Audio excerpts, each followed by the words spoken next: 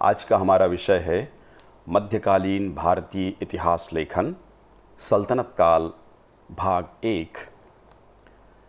पृष्ठभूमि में सर्वप्रथम हम देखेंगे अरबी और फारसी परंपरा का श्री गणेश हमारे देश में इतिहास लेखन हेतु किस प्रकार हुआ। सल्तनत काल में सिंध के आक्रमण से यह परंपरा प्रारंभ होती हुई दिखाई देती है, वह किस प्रकार से हुई।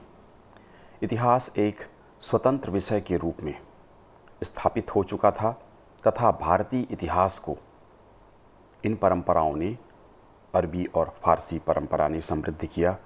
उसके पीछे कौन से कारण जिम्मेदार थे, इस पर हम विचार करेंगे।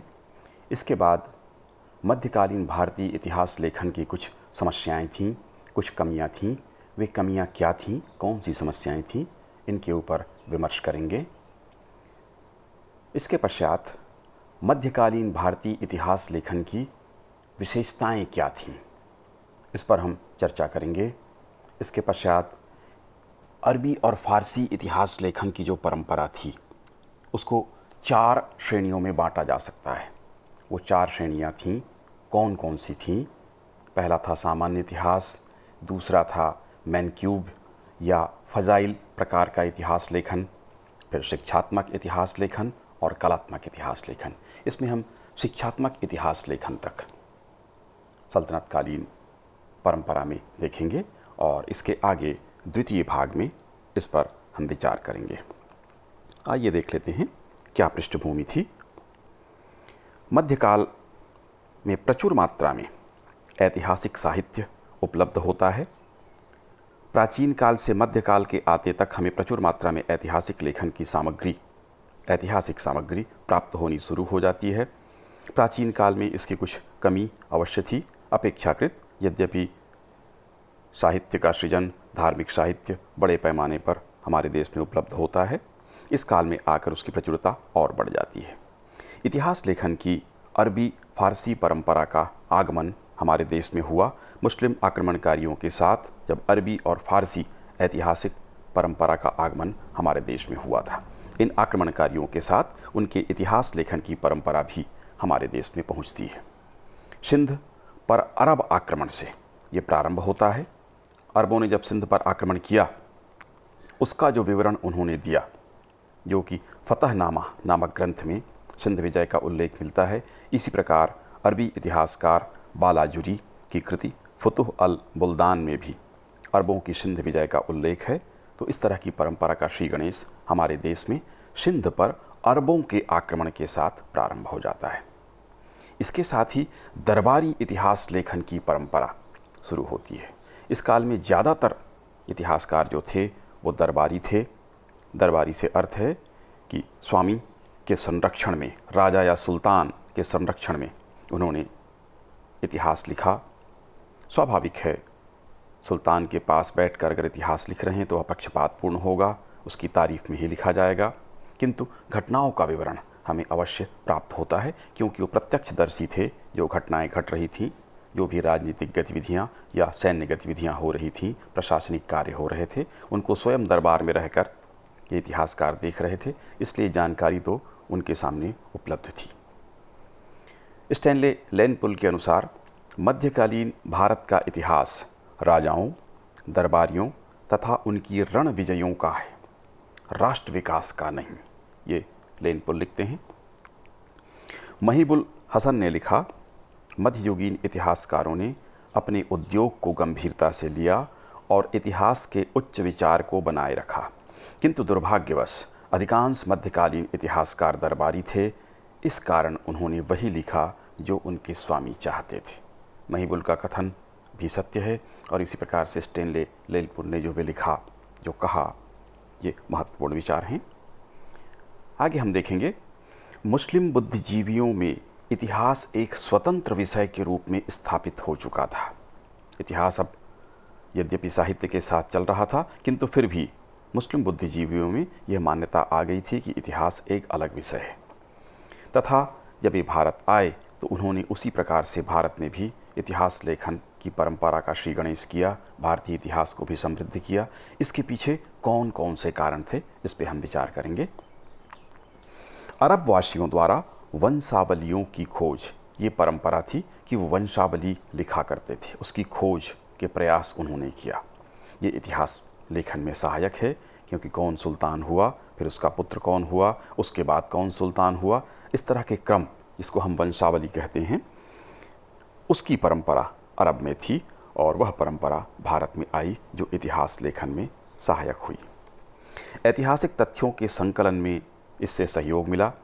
पैगंबर की परंपराओं अथवा जिसे हम हदीस के नाम से जानते हैं, में संकलन किया गया।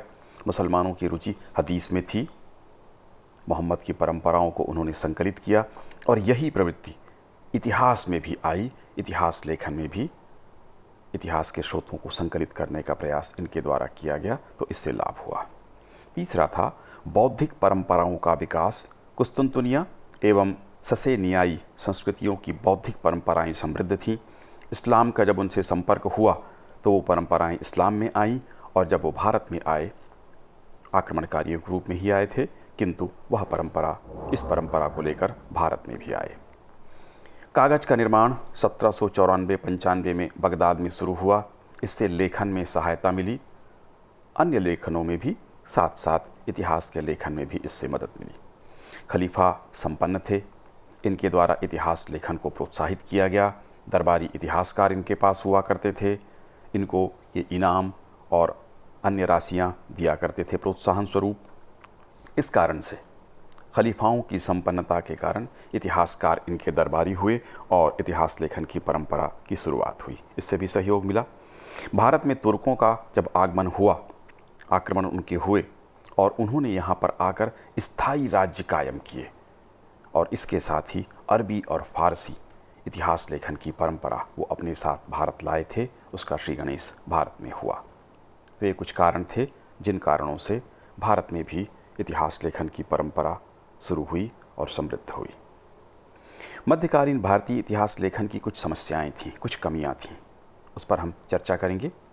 मध्यकालीन इतिहास लेखन में अनेक दोष अथवा कमियां थीं। यद्यपि बड़े ऊंचे आदर्श इस काल में रखे गए थे कि बर्नी उल्लेख करता है कि इतिहास हदीस के समकक्ष है, किंतु ज़्यादातर इतिहास लेखक दरबारी थे तथा धर्म विशेष से संबद्ध होने के कारण उनमें अनेक कमियां थीं, जो इस प्रकार हैं।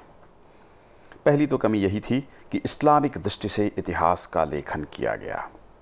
जो इस्लाम की दृष्टि थी, धर्म को सर्वोच्च मानना, प्रजा केवल वही है जो इस्लाम धर्म को स्वीकार करता हो, अन्य प्रजा के साथ भेदभावपूर्ण उन्होंने व्यवहार किया, उसी आधार पर इन्होंने लेखन किया। तो इस्लामिक दृष्टि से इतिहासकारों ने भी इतिहास का लेखन किया। सामान्य जनता पर, जो इस्लामिक नहीं थे, उन पर अत्याचार पर उन्होंने ध्यान नहीं दिया। इस्लाम केंद्रित लेखन इन्होंने किया, ये एक बड़ी कमी थी। दूसरा था सुल्तानों की प्रशंसा में लेखन। मिन्हाज उस सिराज हों या अन्य दरबारी इतिहासकार हों, स्वाभाविक रूप से वो सुल्तानों की प्रशंसा में लेखन करते हैं। इस कारण सत्य पूरी तरह से उजागर नहीं हो पाता। तीसरी समस्या या कमी थी काल क्रम की इन्होंने उपेक्षा की। समय का जो क्रम चलता है, कौन सी घटना कब हुई, उसके काल का निर्धारण इतिहासकार करके चलता है, किंतु इसकी उपेक्षा ज़्यादातर इतिहासकारों के द्वारा की गई। तो एक कमी या समस्या थी। अगला पक्षपात पूर्ण विवरण। स्वाभाविक है, पहले ही हमने बताया कि धार्मिक दृष्टिकोण था।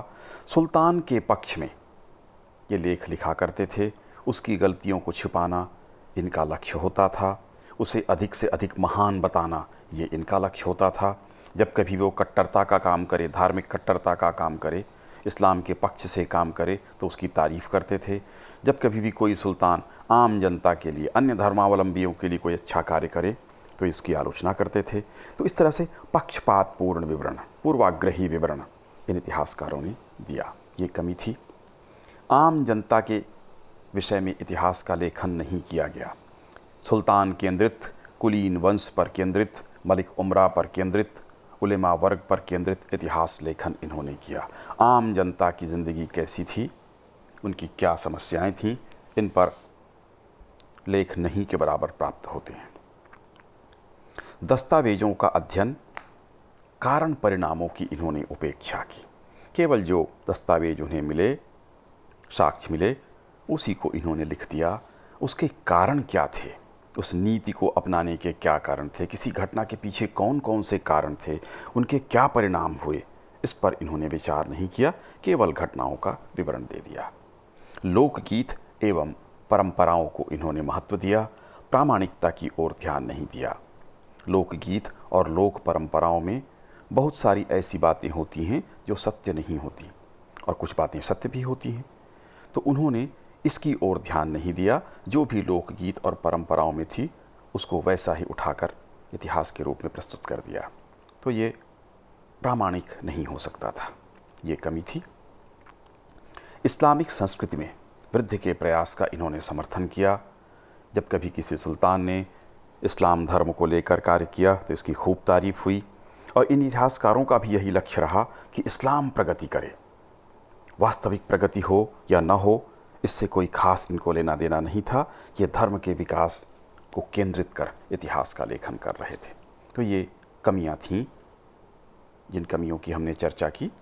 अब हम देखेंगे मध्यकालीन भारतीय इतिहास लेखन की प्रमुख विशेषताएं क्या थीं, किन विशेषताओं के साथ ये परंपरा आगे बढ़ी। पहला था विस्तृत एवं खुला विवरण। तबकात नासिरी में मिनहाज सिराज ने 23 अध्यायों में विवरण दिया। इस्लाम के उत्थान, भारत में तुर्क शासन के आरंभ से लेकर नसीरुद्दीन महमूद के शासनकाल के 14वें वर्ष तक विस्तृत विवेचन इसने प्रस्तुत किया। बर्नी सल्तनत काल के इतिहास को वहाँ से प्रारंभ करता है जहाँ मिनहाज ने समाप्त किया था। शम्स सिराज या फीप ने दावा किया कि उसकी रचना बर्नी की रचना की पूरक है। उसने बर्नी के कार्य को फिरोज शाह तुगलक तक ले जाकर अंतिम रूप दिया। तो विस्तृत विवरण ये देते हैं, खुला और विस्तृत विवरण, ये विशेषता थी। दूसरा, काल क्रम एवं क्रमबद्धता का ध्यान सामान्य तौर पर तो नहीं रखा गया, लेकिन मिनहाज उस सिराज ने काल क्रम एवं क्रमबद्धता का ध्यान रखा था, अन्य ने नहीं। प्रांतीय इतिहास लेखन को महत्व दिया गया। केंद्रीय इतिहास लेखन के साथ साथ प्रत्येक प्रांत में इतिहास लेखन की परंपरा इनके साथ साथ चली। तो केंद्र में भी और राज्यों में भी इतिहास लेखन एक साथ चला। समकालीन स्रोतों का प्रयोग इनके द्वारा किया गया, इतिहासकारों के द्वारा किया गया। अनुवर्ती लेखकों ने अपने पूर्ववर्ती लेखकों के ग्रंथों का भी इस्तेमाल किया। प्रत्यक्षदर्शियों के लेखन का भी इनके द्वारा उपयोग किया गया। तो समकालीन स्रोतों का प्रयोग इतिहास लेखन में किया गया। धर्म प्रधान लेखन हुआ। यह मदरसों में प्राप्त शिक्षा का परिणाम था। स्वाभाविक रूप से धार्मिक शिक्षा के कारण इतिहासकारों की शब्दावली भी धार्मिक थी। लेखन का तरीका पूर्णतया इस्लाम से संबंधित था। धार्मिक कट्टरता को उन्होंने उचित माना, क्योंकि ऐसी शिक्षा ही मदरसों में उनको प्राप्त हुई थी। इसलिए वह धार्मिक कट्टरता उनको धार्मिक कट्टरता लगती भी नहीं थी। इसीलिए मदरसों की आलोचना भी की जाती है कि पूरी तरह से धर्म के रंग में यदि रंगा हुआ इतिहासकार होगा तो वह उसे उचित मानेगा। इस कारण से धर्म प्रधान लेखन हुआ। सुल्तानों की इतिहास लेखन में रुचि थी। वो अपनी प्रशंसा में लिखवाने में बड़े उत्सुक थे। उनका शौक़ था इतिहास लेखन करवाना। उनको आर्थिक मदद इतिहासकारों को दिया करते थे, दरबारी इतिहासकारों को। इस तरह से सुल्तानों ने रुचि ली इतिहास के लेखन में। कौन कौन सी घटनाएं हुई, बाकायदा उन्होंने उसको पढ़ा और प्रोत्साहित भी किया। आवश्यक ऐतिहासिक सामग्री उपलब्ध कराना। दरबारी इतिहासकारों को यह सुविधा प्राप्त हुई क्योंकि वह दरबार में रहते थे। सुल्तान के संपर्क में रहने के कारण शासकीय दस्तावेज आसानी से उनको उपलब्ध हो जाते थे। उनकी घोषणाएं उनको उपलब्ध हो जाती थीं अथवा सुल्तान के द्वारा करा दी जाती थीं। और वे प्रत्यक्षदर्शी भी थे कि क्या निर्णय सुल्तान ले रहे हैं, क्या आदेश दे रहे हैं दरबार में, उन सब के वो प्रत्यक्षदर्शी थे। और दस्तावेज भी उनको उपलब्ध कराए जाते थे। विदेशी यात्री भी बड़े पैमाने पर इस समय आए।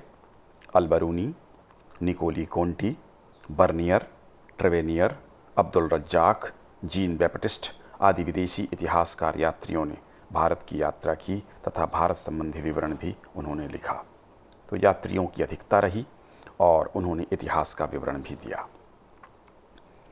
अब हम देखते हैं, प्रारंभिक इतिहास लेखन की भाषा अरबी थी, किंतु आगे पर्शियन में इतिहास का लेखन प्रारंभ हुआ। सल्तनतकालीन ग्रंथ मुख्य रूप से सन 1200 ईस्वी से लेकर 1440 ईस्वी सन तक लिखे गए, जिनको हम निम्न 4 श्रेणियों में 4 भागों में बांटकर समझ सकते हैं। समझने के लिए 4 भागों में हम इसको बांटते हैं। पहला सामान्य इतिहास, इससे संबंधित जो ग्रंथ थे।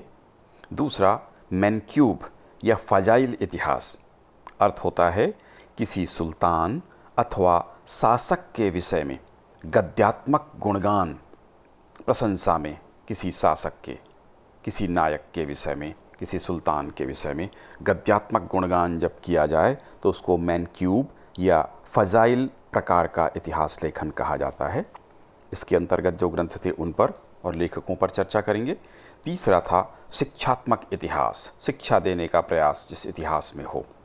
इस तरह से इतिहास लेखन की श्रेणी में कौन से ग्रंथ थे, कौन लोग थे इतिहासकार, उस पर चर्चा करेंगे। और चौथा कलात्मक इतिहास के बारे में बात होगी। तो शिक्षात्मक इतिहास तक प्रथम भाग में हम बात करेंगे, कलात्मक इतिहास के विषय में दूसरे वीडियो में, इसके अगले वीडियो में हम बात करेंगे। उपरोक्त चारों प्रकार के इतिहास का लेखन भारत से बाहर मुस्लिम देशों में पूर्व में ही हो रहा था। तुर्कों के आधिपत्य के साथ जब भारत में उनका आधिपत्य हुआ, आगमन हुआ, तो उसके बाद इस प्रकार का लेखन, चारों प्रकार के इतिहास लेखन की परंपरा भारत में भी आई। पहला हम देख लेते हैं सामान्य इतिहास लेखन। इस्लामिक देशों के संदर्भ में बात करें तो मुस्लिम सभ्यता का सामान्य इतिहास 9वीं सदी से 11वीं सदी तक लिखा गया। मुस्लिम विद्वानों ने पैगंबरों, खलीफाओं और मुस्लिम बादशाहों के बारे में लिखा। भारतीय संदर्भ में उत्तर भारत में इस्लाम के 2 सामान्य इतिहास, एक क्षेत्रीय इतिहास लिखा गया, तबकात-ए-नासिरी तथा तारीख़-ए-मोहम्मदी, जिसे क्रमशः मिन्हाज-उस-सिराज तथा मोहम्मद बिहमद खानी के द्वारा लिखा गया। याहया बिन अहमद सरहिंदी की तारीख़-ए-मुबारक शाही सल्तनत काल का एक सामान्य क्षेत्रीय इतिहास है। तो इन ग्रंथों और लेखकों के बारे में हम चर्चा करेंगे। पहला है तबकात-ए-नासिरी, मिन्हाज-उस-सिराज के द्वारा। यह ग्रंथ मिन्हाज-उस-सिराज के द्वारा फ़ारसी में लिखित है। मिन्हाज का जन्म 1193 ईस्वी में हुआ था। 1228 ईस्वी में इल्तुतमिश ने उसे अपनी सेवा में लिया। रजिया के समय वह मदरसा का शिक्षक नियुक्त हुआ। बहराम शाह के समय राज्य के काजी के पद पर नियुक्त हुआ। बाद में काजी उल कुजात, काजियों में प्रमुख काजी उल कुजात कहलाता है, उस पद पर 1254 में सद्र जहां बनाया गया। इस ग्रंथ में इस्लाम के उत्थान, खलीफाओं का शासन, ईरान के शासकों में, भारत में, इसके अलावा भारत में तुर्क शासन के आरंभ, गजनी और गौर वंश का इतिहास, मुस्लिम राज्यों पर मंगोल आक्रमण, दिल्ली सल्तनत की स्थापना एवं गुलाम वंश के शासकों में नसीरुद्दीन महमूद के 14 वर्ष तक के शासन का उल्लेख मिलता है। यह ग्रंथ 23 तबकों अथवा अध्यायों में विभक्त है। इस ग्रंथ में सर्वप्रथम दिल्ली सल्तनत का काल क्रमानुसार क्रमबद्ध विवरण मिलता है। उसकी भाषा सरल, स्पष्ट, शैली बोधगम्य है। मिन्हाज अपने स्रोतों की प्रामाणिकता की जांच नहीं करता। ये उसकी आलोचना में कहा जा सकता है कि वह जो कुछ लोक परंपराओं में या उसे जानकारी मिलती थी उसको वह उसी प्रकार लिख दिया करता था। उसकी प्रामाणिकता की वह जांच नहीं करता। मिन्हाज के लेखों में आलोचनात्मक प्रवृत्ति की कमी है। उसके कारण क्या थे, परिणाम क्या थे, क्या दोष थे, क्या होना चाहिए, ये विवरण वो नहीं देता है। उसने घटनाओं का कहानी की तरह विवरण लिख दिया। आम जनता विषयक लेख उसमें नहीं मिलते। सुल्तान केंद्रित, दरबारी केंद्रित, अमीर उमरा, मुल्ला मौलवी आदि जो थे महत्वपूर्ण व्यक्ति उस काल में, केवल उन्हीं को केंद्र बनाकर उसने लिखा। तत्कालीन सुल्तान अथवा राजसत्ता का समर्थन उसका उद्देश्य था। उसी उद्देश्य से उसने लेखन किया। लेखन में धार्मिक शैली का प्रयोग किया।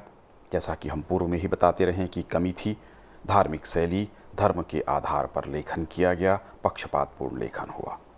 सुल्तान की सेना को उसने इस्लामी सेना की संज्ञा दी तथा विपक्षी, चाहे वह मुसलमानों की ही सेना क्यों न हो, उसे शैतानी शक्ति का दर्जा दिया।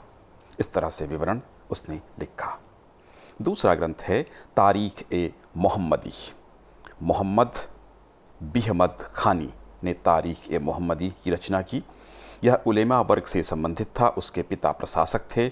वह कालपी, झांसी के पास कालपी है, कालपी के सुल्तान के शासनकाल में झांसी के उत्तर में स्थित इरिच के मुफ्ती के पद पर सेवारत था। मोहम्मद बिहमद ने सुल्तान मोहम्मद की प्रशंसा में रचना की। इस ग्रंथ में वर्णित घटनाएं तबकाते नासरी की तरह दी गई हैं।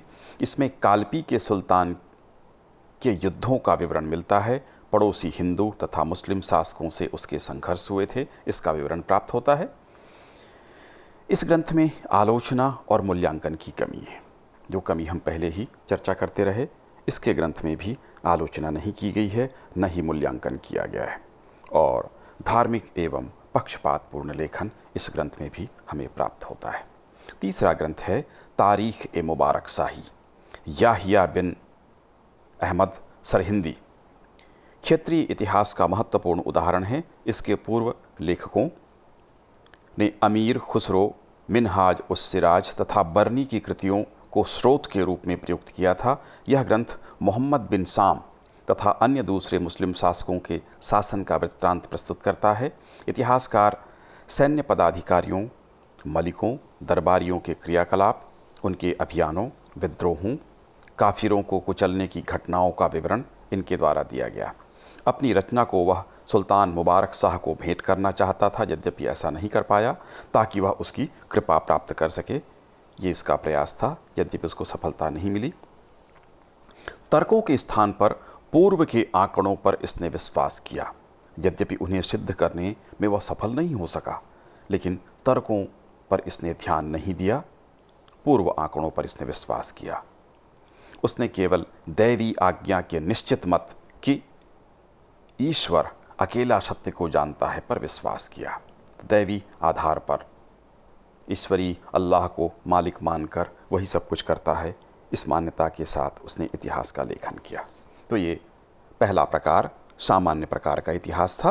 3 ग्रंथ और 3 इतिहासकारों की चर्चा हमने की। दूसरा है मैनकिब अथवा फजाइल प्रकार का इतिहास लेखन। मैनकिब का अर्थ विद्वान, संत, अमीर तथा शासक का गुणगान करने वाले, नैतिक मापदंड से संबंधित रूढ़िवादी धार्मिक सहमति से किसी विशिष्ट शैली का अत्यधिक प्रयोग करने वाले ग्रंथ से है। सामान्य तौर पर गद्य में यह लिखा जाता था, कहीं कहीं पद्य का भी प्रयोग हुआ। उत्पी द्वारा लिखित तारीख ए यामिनी इसका उदाहरण है। इस ग्रंथ में उत्पी ने गजनी के सुल्तान मोहम्मद की अत्यधिक प्रशंसा की है। भारतवर्ष में शम्स सिराज अफीफ ही एकमात्र लेखक हैं जिसने इस तरह के 2 ग्रंथ लिखे, पहला सीरत ए फिरोज शाही और दूसरा तारीख ए फिरोज शाही। तो भारत के संदर्भ में शम्स सिराज अफीफ एकमात्र लेखक हैं जिनकी 2 रचनाओं की हम चर्चा करेंगे। सीरत ए फिरोज शाही। शम्स सिराज अफीफ, इनका जन्म पंजाब के अबोहर नामक स्थान में 1350 ईस्वी में हुआ था। 1870 में 1370 त्रुटिपूर्ण लिखा हुआ है, 1370 में इसकी रचना की गई। यह 4 भागों में विभक्त है। प्रथम भाग में फिरोज शाह के सिंहासनारोहण से लेकर सिंध में थट्टा तक के सैनिक अभियानों का विवरण प्राप्त होता है। द्वितीय भाग में उसने न्याय, उदारता, उसके कार्यों एवं गुणों के विषय में सुल्तान के लिखा। तृतीय भाग में वास्तुकला के विषय में उसने विवरण दिया। चतुर्थ भाग में तत्कालीन हथियारों, नक्षत्र विज्ञान विषयक चर्चा उसके द्वारा की गई है। दूसरा ग्रंथ है तारीख फिरोज शाही। इस ग्रंथ में पूरे 90 अध्याय थे, किंतु अब प्रारंभिक 15 अध्याय ही उपलब्ध हैं। इस ग्रंथ के आरंभ में पैगंबर हजरत मोहम्मद की तारीफ़ की गई। अल्लाह ने पैगंबर मोहम्मद को अधिकार और उपहार दिए। उसने अपने सारे अधिकार 2 वर्गों को सौंपकर उन्हें अपना पैगंबर बनाया। यह 2 वर्ग इस प्रकार हैं, उलेमा और सूफी संत, और इस्लाम की सेवा के लिए ईश्वर से भयभीत सुल्तान। ये उसने लिखा। आगे भी फिरोज शाह के शासन की घटनाओं का क्रमबद्ध तरीके से वर्णन करता है। फिरोज शाह के ऐश्वर्य, उसके वैभव, उसकी शक्ति, उदारता, सूफी संतों के प्रति उसके सम्मान तथा प्रजाहित के उसके कार्यों का यह उल्लेख करता है। इस ग्रंथ में फिरोज शाह के शासनकाल 1351 से 1388 तक का विवरण है। राजनीतिक घटनाओं के अतिरिक्त सामाजिक सांस्कृतिक जीवन का भी उसने चित्रण किया। उसने सुल्तान की कमियों को छुपाया तथा उसकी खुली प्रशंसा की। फिरोज शाह की शासन व्यवस्था, सेना संगठन आदि का उसने विवरण दिया। समकालीन समाज की बुराइयों का भी उसने चित्रण किया। उदाहरण के लिए दहेज प्रथा की उसने आलोचना की है। अन्य ग्रंथ लेखन भी इसके द्वारा किया गया। मनाकिब ए अलाई, मनाकिब ए सुल्तान गयासुद्दीन तुगलक शाह, मनाकिब ए सुल्तान मोहम्मद, धिक्र ए खरब ए दहली। उपरोक्त 4 ग्रंथ अब उपलब्ध नहीं हैं। प्रथम 3 ग्रंथ क्रमशः अलाउद्दीन खिलजी, गयासुद्दीन तुगलक तथा मोहम्मद बिन तुगलक की प्रशंसा युक्त स्मृतियाँ हैं। चौथा ग्रंथ तैमूर के आक्रमण का विवरण देता है। सुल्तान को आदर्श शासक के रूप में प्रस्तुत करना इसका लक्ष्य था। ऐसा उसने किया। निष्पक्ष विवरण की हमको कमी होती है। पक्षपातपूर्ण लेखन इसने किया। धार्मिक दृष्टि से इतिहास लिखा गया, जैसे पूर्व के इतिहासकार भी करते रहे। सुल्तान की धर्मांधता का इसने विवरण नहीं दिया। अनेक धर्मांधता की घटनाएं हुई, लेकिन उसकी वह आलोचना नहीं करता, उसकी जानकारी भी नहीं देता है। तीसरा प्रकार था शिक्षात्मक इतिहास। बर्नी प्रमुख इतिहासकार है। तारीख ए फिरोज शाही शिक्षात्मक इतिहास के अंतर्गत जियाउद्दीन बर्नी का जन्म 1285 में संयुक्त परिवार में हुआ था। पिता मुरफल मुल्क जलालुद्दीन के काल में शाहजादा अर्क अली खां का नाइब था। चाचा अलाउल मुल्क दिल्ली का कोतवाल था। अलाउद्दीन का सलाहकार और मित्र भी था। स्वयं 17 वर्षों तक मोहम्मद बिन तुगलक का नदीम, नदीम से अर्थ होता है जिंदा दिल साथी, के पद पर इसने काम किया था। तो मोहम्मद बिन तुगलक के साथ 17 वर्षों तक ये रहा। इसकी 2 प्रमुख रचनाएं हैं, तारीख ए फिरोज शाही एवं फतवा ए जहांदारी। उसने कुल 8 ग्रंथों की रचना की थी, जिनमें से अन्य 6 उपलब्ध नहीं हैं। तारीख ए फिरोज शाही बर्नी की प्रमुख कृति है। यह फारसी भाषा में लिखित है। इसकी भूमिका में बर्नी ने इतिहास की उपयोगिता, उसके लेखन में सत्य के महत्व पर विस्तार से लिखा। दिल्ली सल्तनत का इतिहास उसने वहीं से शुरू किया, जहां मिन्हास उस सिराज ने समाप्त किया था। तारीख फिरोज शाही में बलबन से लेकर फिरोज तुगलक के 6 वर्षों तक का 1266 से 1357, कुल मिलाकर 1266 से 1357 तक के दिल्ली के 8 शासकों का विवरण उसके द्वारा दिया गया है। उसने यह भी लिखा कि उसने इतिहास लेखन में अत्यधिक श्रम किया है तथा यह भी स्वीकार किया कि उसकी कृति अमीर और कुलीन वर्ग के लिए ही है, उससे वो सबक ले सकते हैं। स्वाभाविक रूप से स्वीकार कर लिया उसने कि निम्न तबकों के लिए, सामान्य लोगों के लिए उसने कुछ लिखा ही नहीं। उसने भारत के इतिहास पर ही अपना ध्यान केंद्रित किया। मध्य एशिया की घटनाओं पर उसने कोई रुचि नहीं ली। वह प्रत्येक अध्याय में अलग अलग शासकों का विवरण देता है। शाही राजकुमारों या शासकों का विवरण या अमीरों का विवरण देता है। सुल्तान के कर्तव्य पर भी उसने लेख किया। उसने लिखा कि सुल्तान के लिए ज़रूरी है कि वह इस्लाम का संरक्षण करिए।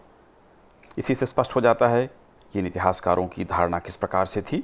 सुल्तान के लिए ज़रूरी बताया कि वह इस्लाम का संरक्षण करे, शरीयत को लागू करे और गैर मुसलमानों को दंडित भी करे। सुल्तान न्यायप्रिय हो। अब यदि गैर मुसलमानों को कोई सुल्तान दंडित करेगा तो न्यायप्रिय कैसे हो सकता है। लेकिन इनका पूरा ध्यान इस्लाम और उसके मानने वालों पर ही केंद्रित रहा। सुल्तान न्यायप्रिय हो, अनैतिकता का विरोध करने वाला हो तथा जनता के बीच भय का वातावरण निर्मित रखे।